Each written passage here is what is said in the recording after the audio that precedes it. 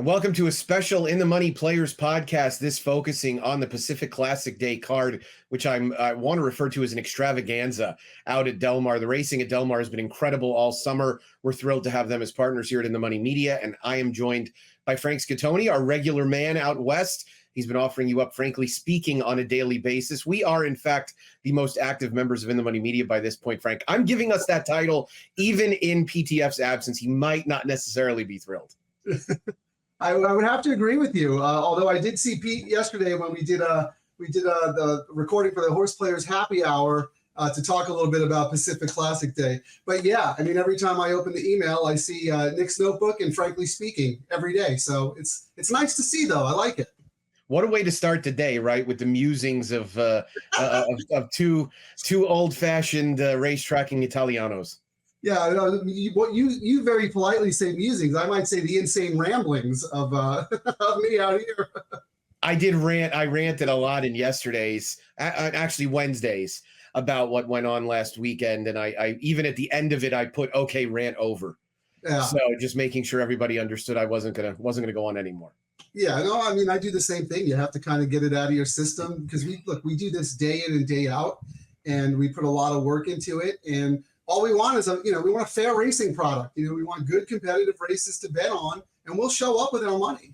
So, but I also think sometimes the lack of sleep and on all that stuff. I'm sitting there writing Frankly Speaking late at night sometimes, and my mind just kind of wanders all over the place. So I'm lucky to have someone here who looks over my shoulder and reins me in a little bit. So that's always a good thing. Yeah, as you say that, Nick's notebook was a little late this morning because I fell asleep writing it last night. My wife told me you can certainly finish that in the morning, so I took her advice. But yeah, contrary to what you might hear, especially nowadays, there is no game without horse players, and so we appreciate all of you that participate as well. We certainly do our own. So we're going to get right into this late pick 5 tomorrow at Del Mar. It is an 11-race card. The late pick 5 is going to start in race number 7. Of course, the centerpiece is the Pacific Classic. Just a tremendous edition of it. We'll talk about that in just a few minutes. But we're going to get started with the Del Mar Mile, which is race number 7 at a mile on the turf.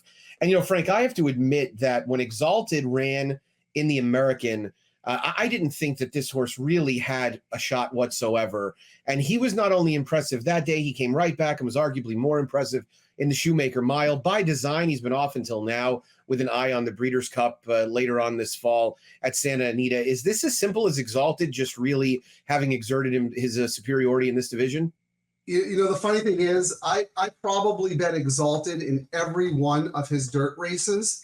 And then once he got on turf, I decided to get off him. And all he's done is laugh in my face. He's just I always thought this horse had tremendous ability. And then once Urton put him on the turf, he really, really showed that ability that he always had. And he's just been unbelievable. Perfect 4 for 4.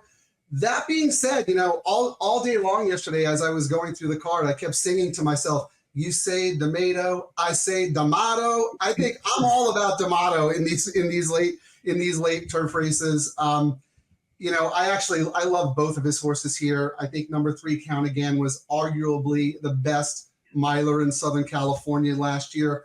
Obviously, after he won the Shoemaker Mile, had a little setback, hit the shelf last May, came back in the Eddie Reed. He was favored, but I don't think he should have been favored that day because all along I thought that was just a prep for this spot. So he broke from the 9 hole. He was way off the pace. He ran on late. He finished 4th. I think that's a very, very useful race for this horse. He's 5 for 8 at a mile, and I actually think it's his race to lose. And then if not him, Valnikov, number 5. I've always liked this horse. I think this horse has a very, very strong stretch run. He's got come-home times that are well above par. Problem is he's not super consistent, but I do think that he really likes this course. Another horse who I thought ran really well in the Eddie Reed in defeat, just missed, losing to his stablemate Gold Phoenix, who we'll talk about a little later on in the nightcap. But I thought it was about those two. I mean, don't get me wrong. I am going to use Exalted on my tickets, but like I said, I'm going to try and beat him again today. But we all know what the definition of insanity is, right? Same thing over and over.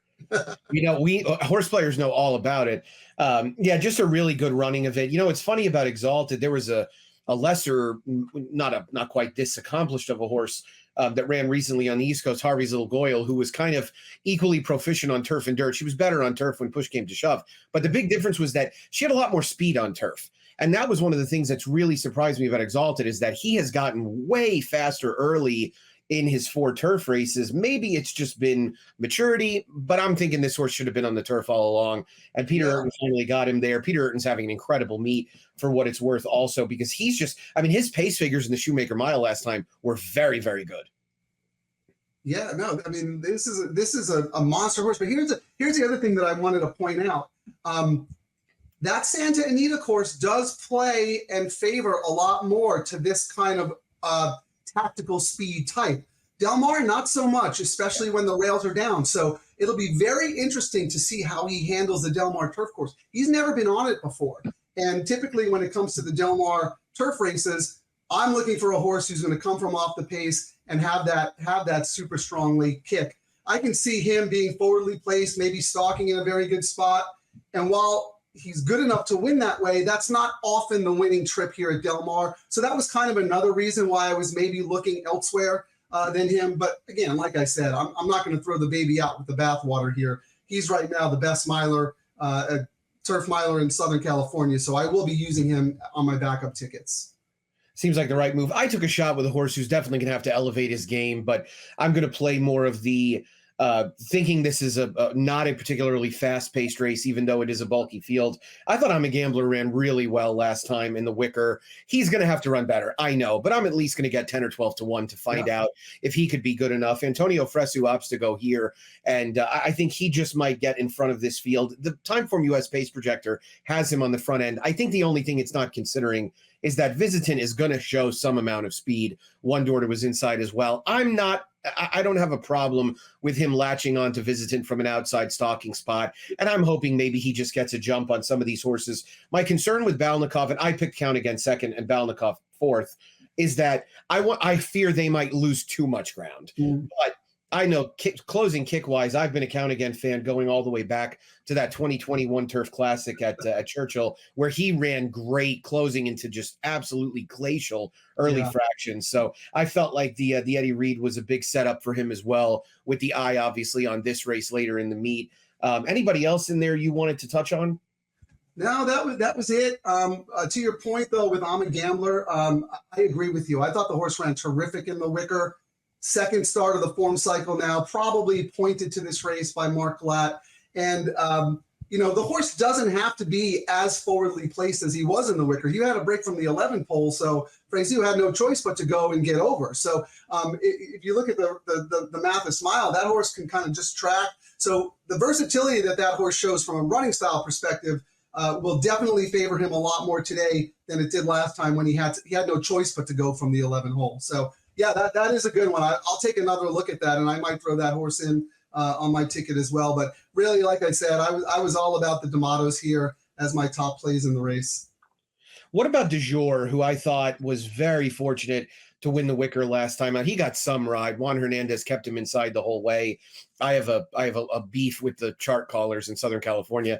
They make way too much of trouble way too often. This horse had traffic like I'm a marathon runner. I mean, he had an unbelievable trip last time out. I can't imagine him getting that kind of trip again. No, I mean, look, I'm not going to knock this horse at all. I mean, when do you see a Bob Bafford trainee do what this horse has done on the turf, right? So it's like the rarest of rare things. An older Bafford turf horse who's actually really good and continues to run some big races. But yeah, I was kind of against him today. I think last time was the time you wanted to have him. And, I certainly think that I'm a Gambler could reverse form over jour today. He's going to get a good inside pocket trip. You've got Pratt taking the call. So I would not fault anyone for using him, but he was one that I was going to try and beat. Yeah, I agree. Best Bob Bafford turf router that comes to your mind. Let's see if you can dig into the annals of racing history. I don't even know if I can name another one of his turf horses, to be honest with you. I don't remember. My brain, I'm 52 years old, Nick. My brain isn't as sharp as it used to be. Hey, I'll be 40 in December. I know. Father Time's undefeated. But the one that comes to mind is Tuzla, who missed in the Breeders' Cup Mile by a half a length, 99. Okay, nice. See, that's been a while. That's right? Showing your excellent knowledge of horse racing history. I could have taken 100 guesses. I never would have got there. Been a long run. It was a narrow miss for Stoner Side, of course, owned at that time by Houston Texans owner Bob McNair, who sold Stoner Side. And a couple of months later, Stoner Side horses got their first Breeders' Cup win when Midshipman won the Juvenile. Let's go to race 8. Who won that race when the Bafford horse ran second? Zillick for Julio Canani. Yeah, the late Julio Canani, in fact. Yeah, late. He was. That was one of Canani won 2 or 3 miles. I think he trained Val Royal as well. He had a lot of good horses between 95 and 2005. He was the nuts back then. I mean, sharp trainer. Long on the turf. He was tough to beat, no doubt about it. Yep, Sillick. I remember Sillick. Yep. Race number 8 is the Torrey Pines, a grade 3 at a mile on the dirt, and we will talk about a Bob Baffert runner that's favored here on the surface that we're more accustomed to seeing Bob Baffert runners on. That's Feza, who is an 8-5 morning line favorite. What did you think of her and this race in general? Yeah, I thought she was going to be pretty tough.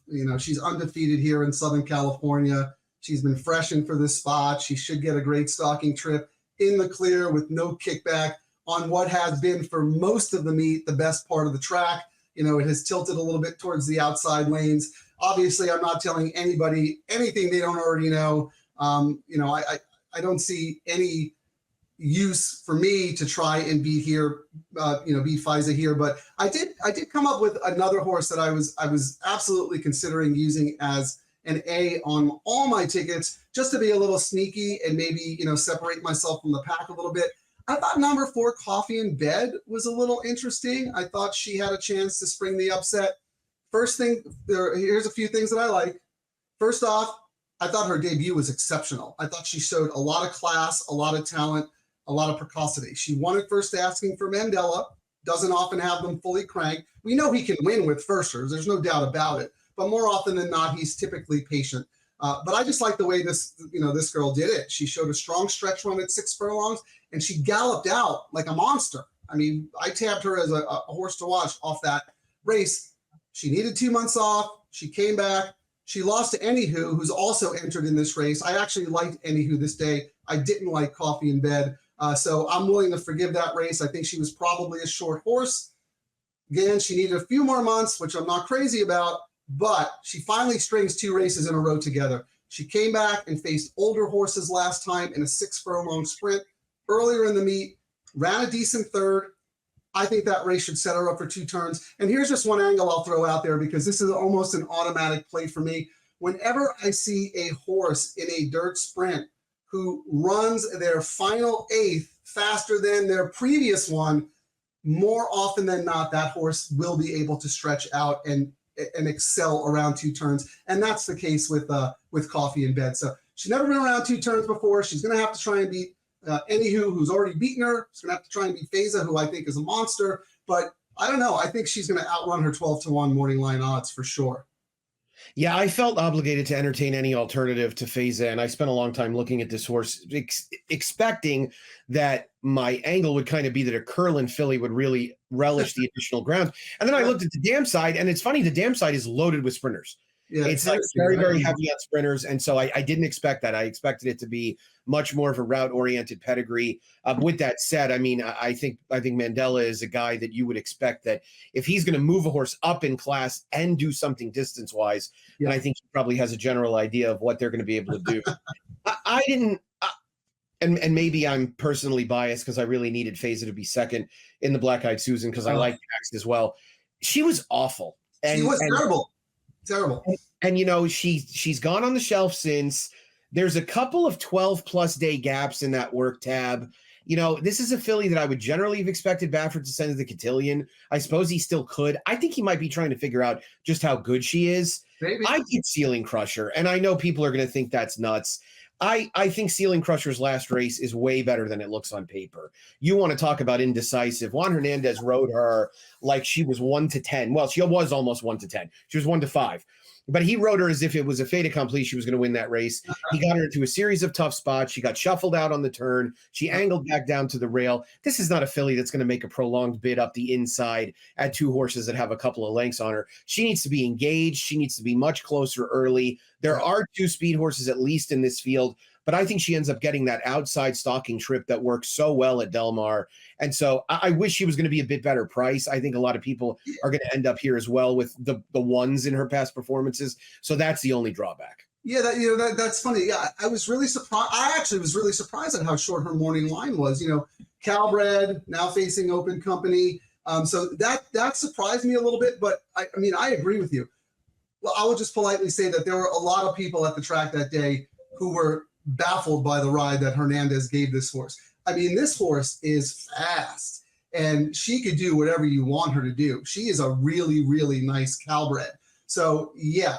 I agree with you. You can just draw a line through that last race. And then if you go back and you look at her Santa Anita form, I mean, I know she only beat 3 other horses in the Malaire, but she won by 17 lengths. And the horse she beat, Tom Jurette, who's a nice filly, came back and won. So, no, I mean, if you liked, and also to your point about being aggressive, they put on Maldonado. Right. So, right away, out of the gate, this horse is going to be in great position.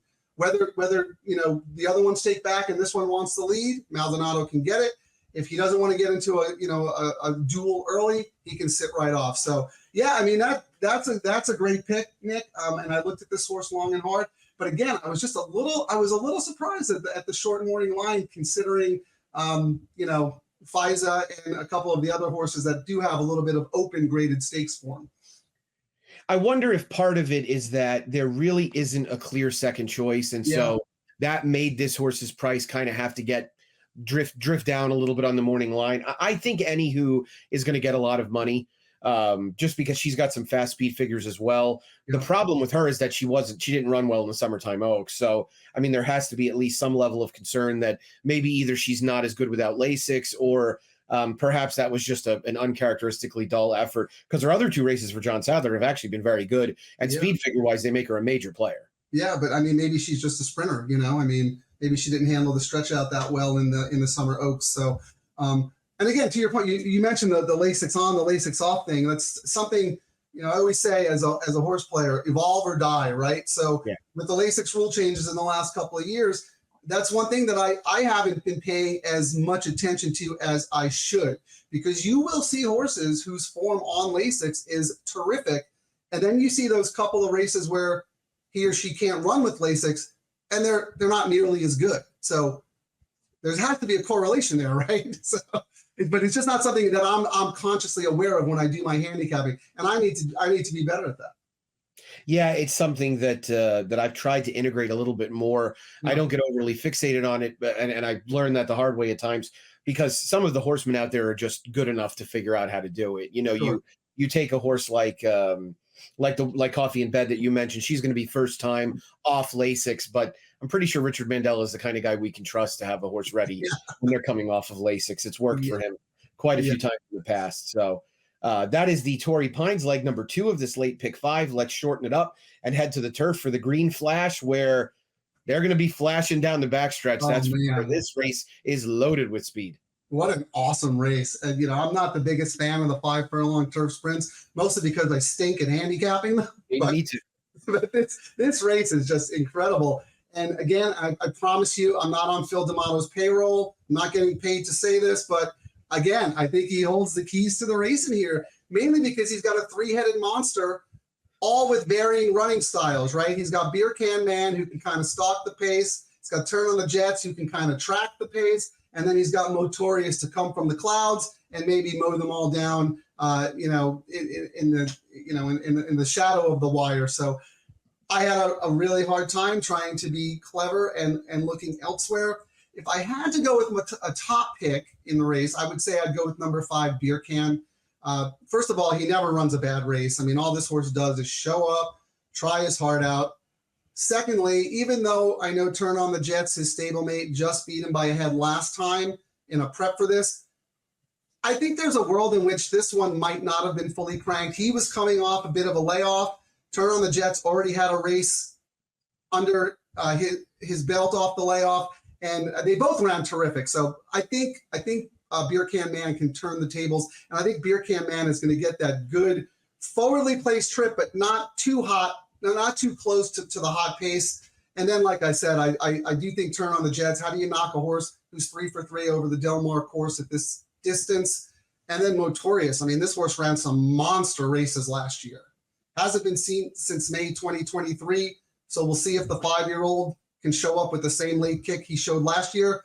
But, the works are pretty good. Tammaro knows how to get one ready, so I'm not too concerned about that. The biggest concern to me is that this is a big, full field. He's going to be out the back. He's going to need a little luck, and he's going to need the jockey to make the right decisions as he's weaving through traffic trying to get to the wire. So there's very, very little room for error with a horse like that. But again, Tammaro's three-headed monster. I think he can attack the race in 3 different ways. So it's going to be very exciting to watch.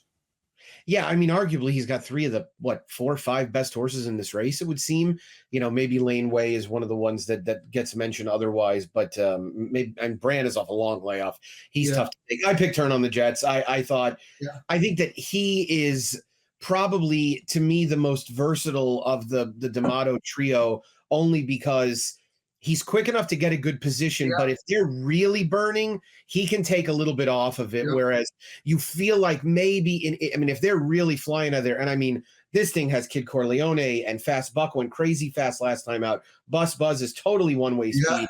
I mean, Noble Reflection isn't even going to be fast enough to get the lead in here, and he's quick. So if they really burn, I thought Turn on the Jets could maybe come from a little bit farther off of it. But I mean, the quicker they go, obviously, that brings the Motorious types of the world into the equation as well.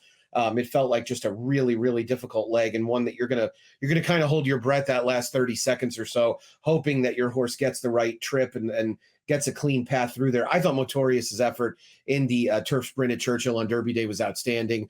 It really felt like he was the only horse who made up any appreciable ground in there when Nobles wired the field. So I'm expecting a big effort from him. And I thought it was kind of funny with the number of horses in this race that Flavian Pratt has ridden in the past, and he's coming over for this card. He ended up on Paxawallop, who is shortening up in distance for Jeff Mullins, ran some good races last year, but just seems like a 30-1 shot. Yeah, I mean, this horse definitely has ability, but I have to think this is probably a prep race for something else. And I think all of the other good mounts were probably taken before they knew Pratt was coming to town. Here's what I wanted to ask you. This will be very interesting. Rispoli got hurt yesterday, so I'm assuming he's not going to be riding tomorrow because he took a pretty nasty spill in an accident where horses were in tight quarters. He was knocked off stride, clipped heels. Horse is fine. Everybody else is fine, but he fell pretty hard. So I'm not sure if he'll be riding. It'll be interesting to see who D'Amato gives that call to if Rispoli isn't in the race. Yeah, the last I heard, in fact, 30 minutes ago, Steve Anderson tweeted that he's hoping to ride tomorrow. Really? So okay. I don't. Yeah, they said every scan and stuff was clear, but I mean, obviously, he's going to have to convalesce for today and see if maybe he feels a little bit better tomorrow. But no, that's a huge part of it. Not only because he's having an incredible meet, but he rides the turf so well. Yeah, and he would have been. He was obviously going to ride Motorious here, so we'll have to see. That'll be one development that really does have an impact on the card itself, no doubt about it. What about Laneway for Richard Mandela coming back off a break? This is a horse who's run well at Del Mar, really run well everywhere. He's one that I felt like was versatile also, in that if they do go particularly fast, he could probably take back and make one run as well. Yeah, I agree. I mean, Laneway is a very, very nice horse. I happen to think, and he is versatile, but I happen to think he's just I think his best races have come down the hill. Yeah, he's 0 for 2 here at the 5 furlong distance. So that gave me a little bit of pause. But yes, I have him on my spread underneath as a B-level contender for sure. Again, Mandela just shows up on these big days. He's such a great old school horseman. He knows to circle a date on the calendar, and he knows where he's pointing to. He's a man with a plan, and I love a man with a plan. So I'm pretty sure after he laid this horse up after the Clocker's Corner, he was thinking about a Breeders' Cup run. So, hey, let's run in the Green Flash, win and you're in, and then we go to the Breeders' Cup. So, yeah, I think Laneway absolutely has a chance.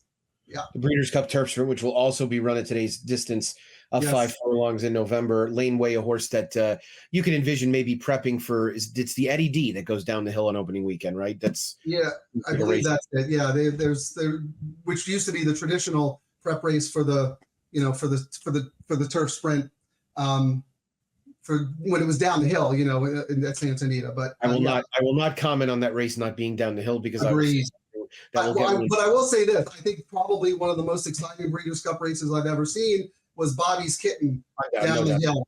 In that, was that unbelievable? Unbelievable.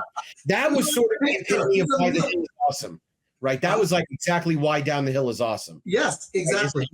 You bring together, and I remember it like it was yesterday, walking into Santa Anita 30 years ago, seeing the Hillside Turf Course and thinking to myself, I really am going to have to work hard to find something cooler at the racetrack than that configuration. It's incredible. Agreed. And the beauty of it is, as we saw with Bobby's Kitten, you're never out of it, and no lead is ever safe when it comes down the hill. It's just a fascinating race to watch. It is the most interesting configuration in American racing. Yep. No question about it. Well, speaking of interesting races, let's talk about the FanDuel Racing Pacific Classic, $1 million on the line at 1.25 miles. And Frank, I mean, not only is it amazing to see this kind of field size in an older handicap race, I can't tell you the last time the Pacific Classic field was this big. I can probably almost assure you it was run on a synthetic surface. Yeah. But this is a really, really good bunch going postward. And it's exactly what you want to see, right? The older horses in this division, both East and West, have been decidedly underwhelming throughout the year. And so here are three-year-olds taking them on, two of whom really have looked at times like they have the potential to really be major players amongst not only their generation, but maybe even older horses as well. They've been installed as the 2 morning line favorites. I'm speaking, of course, of the 1 Go Rocket Ride and the 9 Arabian Night. Are you on either of those two, or did you look elsewhere here? Yeah, and there's Skinner too, another good 3-year-old in the race. So yeah, 3-year-olds, and I agree with you, Nick. It's great to see. I mean, you have a good horse. Take a shot in $1 million race. You're going to have to face older horses at some point, right? Why not do it in $1 million race? These are ascendant 3-year-olds. They're only going to be getting better because they're all trained by, you have Mandela, Bafford, and Sheriffs, 3 of the best out here in California. So absolutely take a shot. I looked at all of them long and hard, and admittedly, I had a little bit of a tough time with this race, but I'm going to go with a gut feeling I had right after the San Diego. I was super impressed with Slow Down Andy's race. I thought he ran best in the San Diego.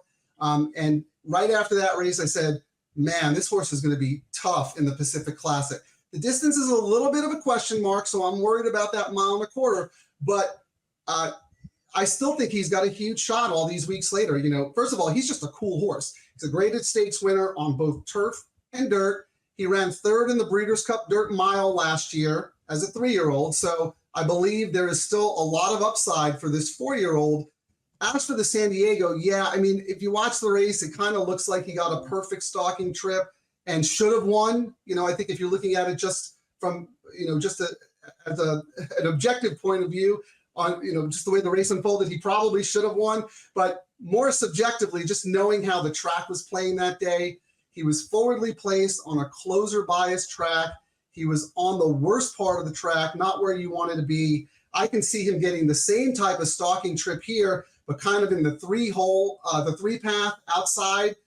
And that could make all the difference in the world. Again, 10 furlongs is a big question mark, but he's my top pick. I'm expecting him to fire a big one today. And O'Neill has been, talk about fire. O'Neill has been positively on fire the last 2 weeks. He went from, way back in the standings to now leading trainer when the week started. Yeah, I thought Slow Down Andy ran extremely well in the San Diego. I watched the race live, and I had the viewpoint afterwards that Slow Down Andy was clearly a horse you wanted to bet coming out of it. And every subsequent replay I watched it, I felt like I was reminding myself that even though the race set up well for it, Senor Buskador really made the only meaningful off the pace move. Yes. I mean, I think that what it boils down to is what you brought up, is whether Slow Down Andy can handle 10 furlongs. I mean, that's really what it is. The good thing is that you're going to get 8 or 10 to 1 on a horse trying that instead of 3 or 4 to 1.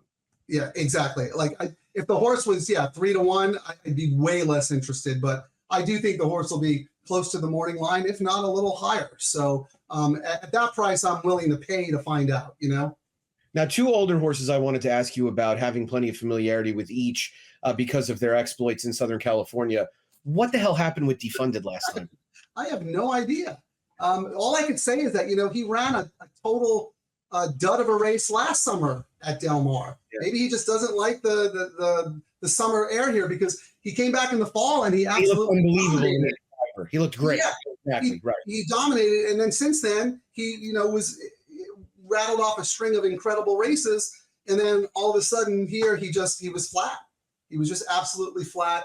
You know, if he's the defunded of, you know, the early spring, yeah, he's going to be absolutely very tough. But I was thinking about taking, you know, I mean, I'm taking him on. So, but yeah, he's absolutely fast enough to win. And, you know, I don't know. I wish I knew, like, oh, he threw a shoe or blah, blah, blah. Don't know. He was just flat. Yeah, he just didn't run a step. And my problem with him is that I think he's really all in to get the mile and a quarter.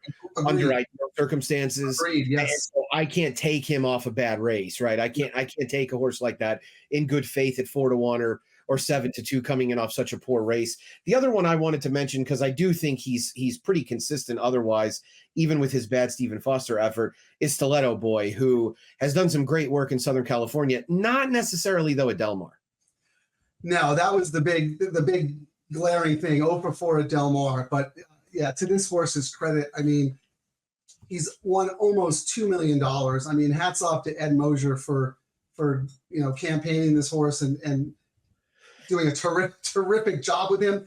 I've never been a huge fan. I'm a fan of his work ethic, of the Stiletto Boy's work ethic. You know, I think he's a very hard trying horse, but he's not flashy to me. And, you know, I know he won the Grade 1 Santa Anita Handicap, but he just doesn't feel like a Grade 1 horse to me. You know what I'm saying? I don't know. It's weird. But again, don't get me wrong. Like the horse is terrific. He's got a versatile run style. He can be forwardly placed in a good spot.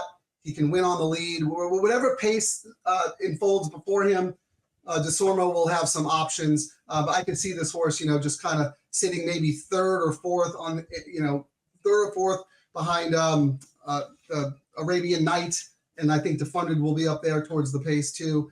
So yeah, Stiletto Boy is going to get a great trip.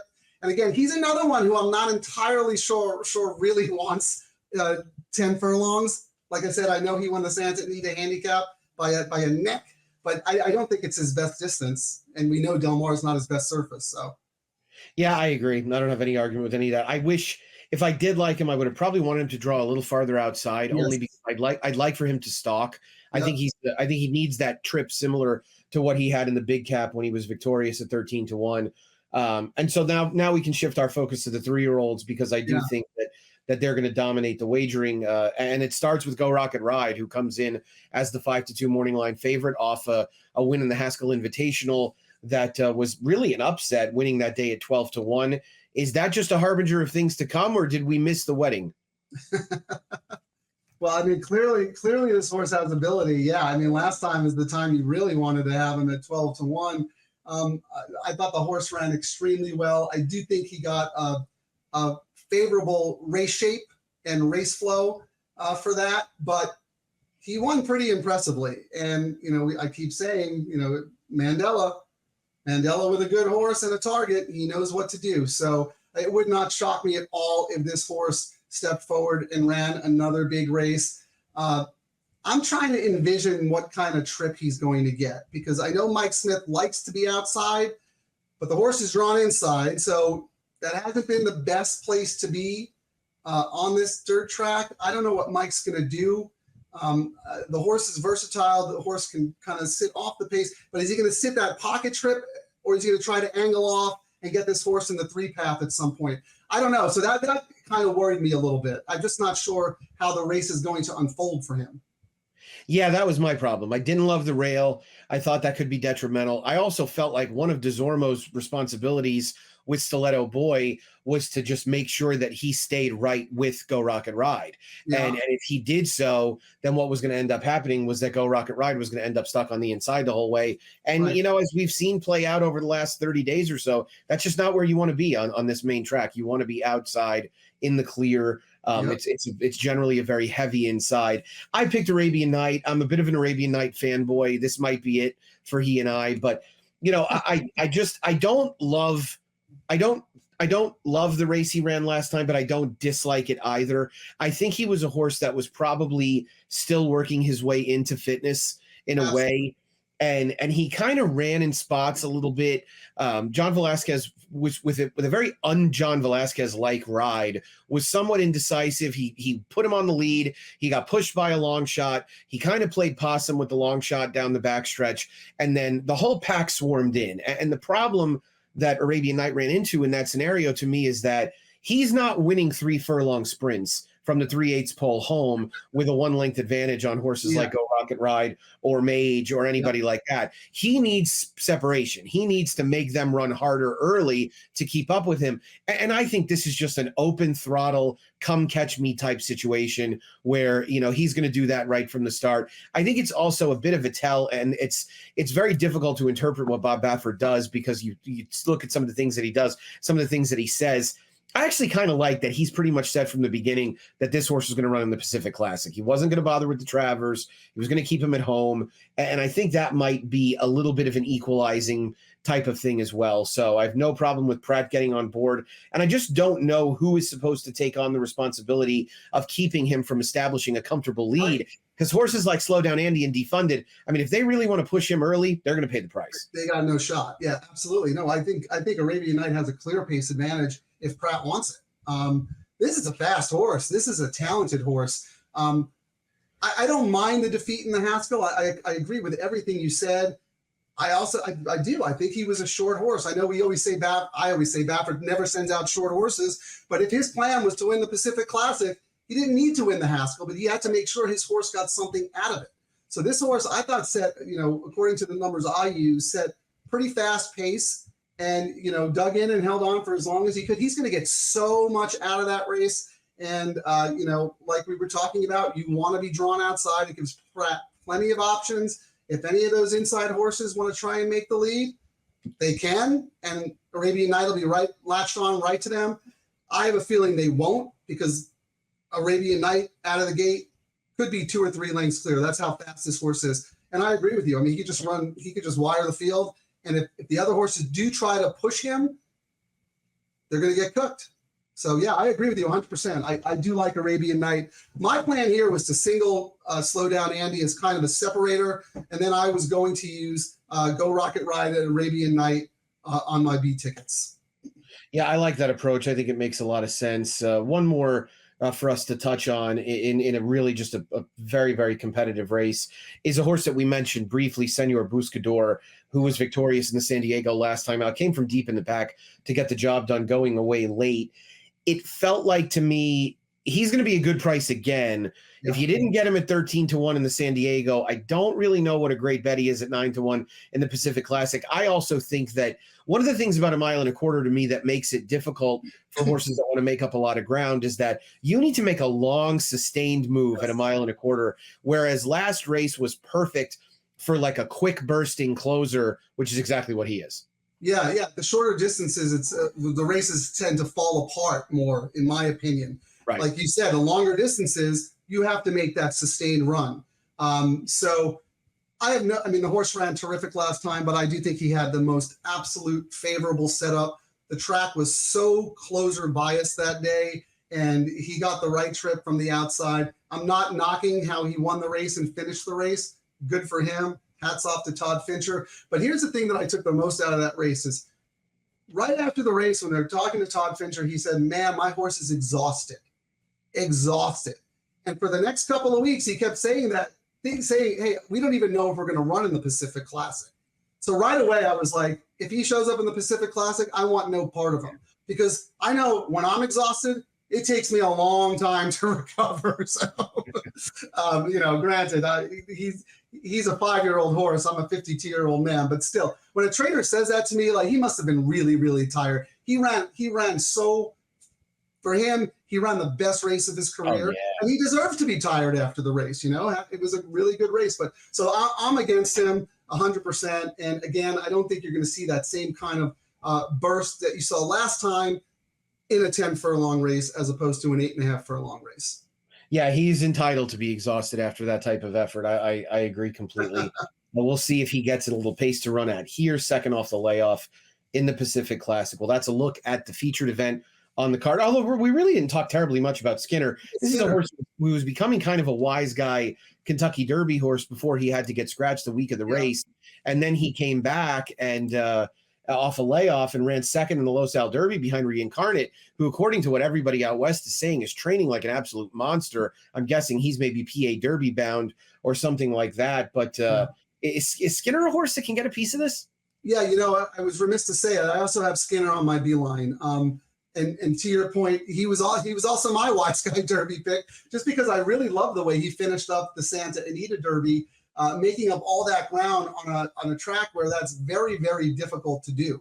And that day, he just looked like a horse to me who would relish the 10 furlongs of the Kentucky Derby. So it was very unfortunate that he got sick on the plane ride over, had to scratch out of that race. But, you know, Sheriff, being the good horseman that he is, did the right thing by the horse, freshened him up a little bit.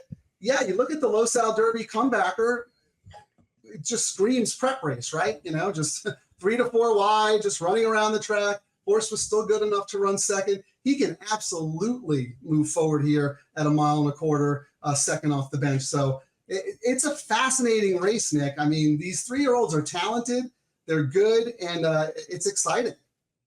I agree. I'm really looking forward to it. I think it's going to be a tremendous edition of the Pacific Classic, a 10-horse field to go postward. We learned earlier today the scratch of Katona, who will not participate, but otherwise there will be a really, really strong group going postward in that penultimate race on the card.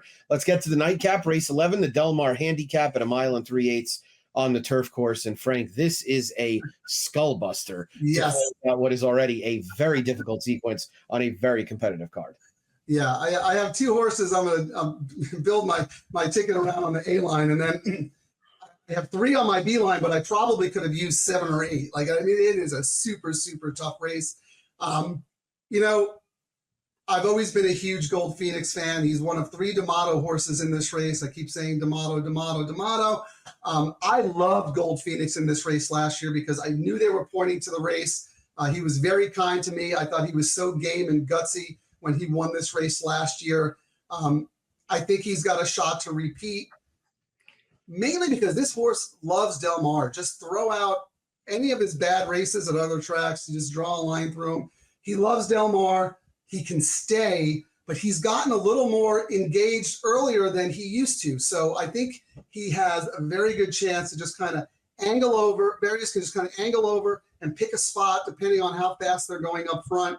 You know, this 5-year-old shows no signs of slowing down. I mean, I have a buddy who has a piece of the horse, and, you know, he tells me that after every race, the horse is hardly breathing. You know, this horse just loves to run and can run all day. So I think he'll just be grinding and grinding and grinding, and he's going to stay all the way to the wire like he did last time. Post isn't the best, but, you know, I trust Barrios to give that horse the best chance possible. Hold on. So, and then wait, I'm sorry. I was looking at what number is Gold Phoenix here? 10. Yeah. Okay. That's what I thought. I was still on the other race. I was looking at number 11 Skinner, but yeah. So he's the 10 horse. And then the other horse that I like as my A horse is number 9 Planetario. This horse was a Group 1 winner in Brazil. I like that Mandela sent him back east to face Grade 1 animals in the United Nations. He ran 5th. Not great, but he wasn't beaten all that much. And I think that race will just set him up really well for this. I know his form seems to think that, you know, maybe the farther, the better for this horse. But this 11 furlong race at Del Mar plays longer, you know, because it favors the off the pace type horses who can make that kind of sustained run. So I think that horse will step up today. Those were the 2. But, you know, again, I can make a Wise Guy case for number 4, Miss the Cut. I would want to use number 5, Captain Peak, another D'Amato on my tickets as a B. And then I think number 6, Awfully Naughty, has a shot. This horse beat Planetario 2 back. So, you know, it's a tough race, Nick. No, it really is. And I mean, I spent way too much time on it, watched way too many replays trying to find a clue, and I shockingly missed them. I picked Captain Peak, though. I'm glad you mentioned him. Yeah. I think this is kind of a sneaky setup for an 11 furlong race. And running him a mile, especially with him getting used a little bit early, might just be exactly what he needs to be effective here, in that he's not going to necessarily come from so far out of it, and he's going to be able to get a good mid-pack stalking type trip. And I mean, if you're a Timeform US user, this race comes up with the no pace designation. Yeah. So I don't think they're going to fly, and you could easily see 6 or 7 horses stacked up around the 3/8 pole trying to get it done from within range. So I'm not saying by any means do I think Captain Peak is going to go to the lead, but I do think he's going to be somewhat close, and that might really help. It's hard to project how these horses are going to go with so much additional ground, but he really has performed race in and race out like a horse who wants every bit of 11 furlongs or more. Yeah, I look at my racing form, and I use the incremental split so I could see what each horse ran internally. And when it comes to the turf racing, I look at the last fraction, and I circle everything that's decently above par. Circle, circle, circle, circle. This horse's come home times are terrific. Yeah. So I'd be shocked if he didn't relish the extra ground. I'm almost surprised that Tammaro hasn't tried to run this horse longer sooner.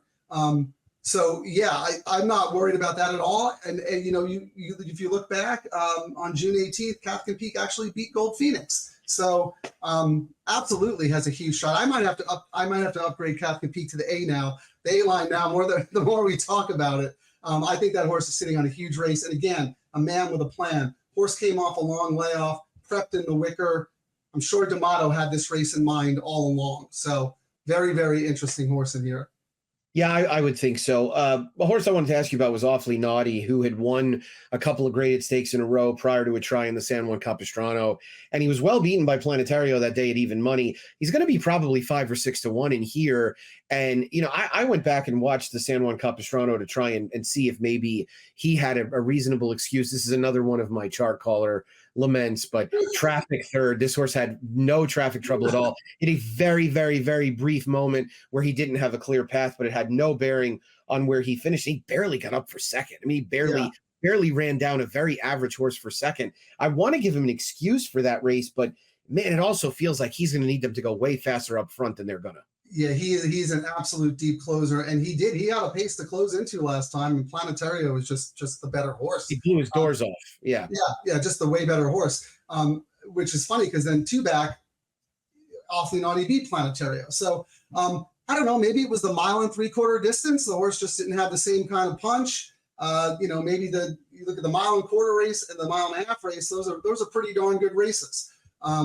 So. I don't know, but you're right. It's always tough to take a horse at a less than great price coming off a flat race. But that being said, I trust Michael McCarthy. I think he does a really, really good job. I think he does a terrific job getting to the bottom of horses and putting a lot of stamina into horses. So it never surprises me when, he'll have a horse stretching out and winning a route race. I know this horse is proven as a distance horse, but that's just something to note in the future. If you see Michael McCarthy horses stretching out, even going from a mile to 1 1/8, they're almost automatic bets for me, assuming they had run previously around 2 turns before, and now we're getting more ground because he's just so good at doing that.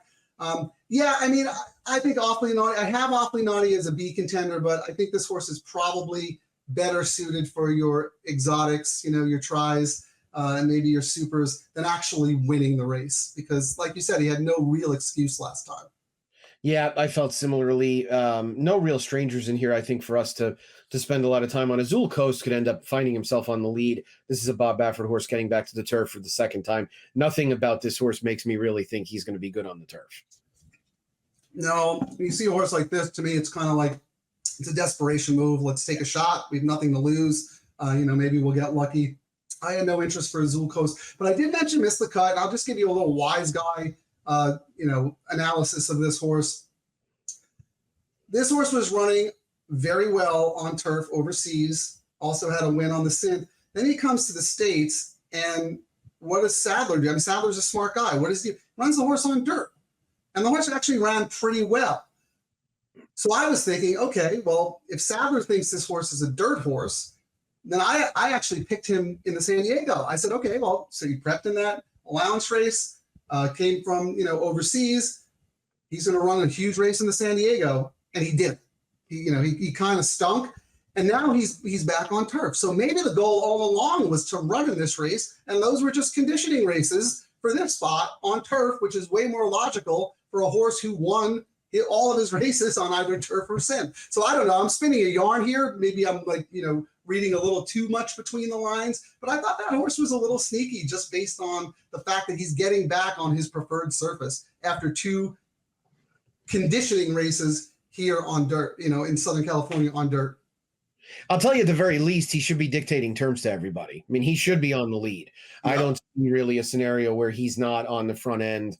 And what could happen from that point forward, you never know. I mean, you put a horse that has some ability on an isolated lead going long on the turf. I have definitely seen crazier results than this horse taking the field wire to wire. So I would have no problem with including him as a backup as well. So I am sure you are licking your chops waiting for this card. And Sundays is also very good as well.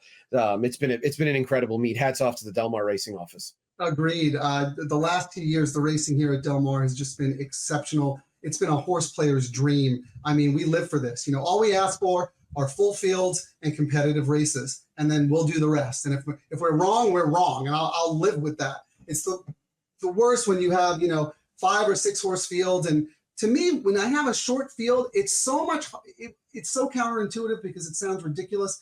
You would think a 5 horse field, you could nail the pace so easy. I have so much trouble trying to figure out how those races in short fields are going to be run because I don't know what the jockey's going to do. When you have a big full field, more often than not, the horse is going to run to his running style because the jock doesn't necessarily have to adapt because it's a big full field and the race is just going to shake out the way it shakes out. And I have a much better sense of the pace in fuller fields than I do in shorter fields. I know it sounds crazy, but that's just the way it is for me. No, I totally agree. And I mean, there's been no shortage of big full fields, especially on this card, but it makes for more competitive racing, no question about it. So they've called all the right shots with some of the programs they put in place to get horses in from out of town. And the stakes races have been incredible. I mean, it's been amazing to me to see how many stakes races, not necessarily so much on this card, but throughout the meet where horses have come over from the Midwest and from the East Coast to run in some of those stakes races just because of the lucrative opportunities. Yeah, no, I love it. I love seeing new faces. And, those barns they've had some success. So, Amador Sanchez has come, done pretty good here. Crichton came from Gulfstream. He's doing okay. Fincher comes every year. It was nice to see him get a graded stakes win just for supporting Del Mar over these years. So, yeah, I mean, I love it. That's what horse racing's all about, right? You bring your horses and you run them. May the best horse win, or at least the horse who gets the best trip. So. You got that right. Hopefully the one that we put the bet on as well. Right. So, Frank, thanks so much. We'll look forward to Frankly Speaking tomorrow morning, getting us ready for Pacific Classic Day, which will start at, I think it's a half an hour earlier tomorrow, right? 1:30 local time, 4:30 Eastern, 3:30 in the nation's most rested time zone that I reside in. So the Central Time Zone. So Frank, thanks again. We look forward to tomorrow's big card. Thank you, Nick. I always have a great time chatting with you. So I appreciate it. It was. I did 52 minutes with you and 45 minutes with Mike Beer talking about the late pick 5 at Del Mar. I could have talked to both of you for hours and hours. So it's amazing. I love it. Great. It was great. Yeah, many, many, many thanks, my friend. I really appreciate it. Big thank you to all of you out there who are watching. We really appreciate it. Rate, like, subscribe on the In the Money Media Network. We wouldn't be in existence if it wasn't for all of you, the horse players who help keep us going. Make sure you subscribe to In the Money Plus so that you can get Frank's work through the remainder of the Del Mar meet, including this card. We've got 6 cards left at the Seaside Oval, and we'll have Saratoga through the weekend, of course, through Labor Day, but I'm going to keep things going in the fall at the Belmont at Aqueduct meet with some fun plus content then, so make sure that you get on board. For Frank Scatoni, for Peter Thomas Fornatal, who is enjoying himself wherever he is, Nick Tammaro here. Until next time, best of luck.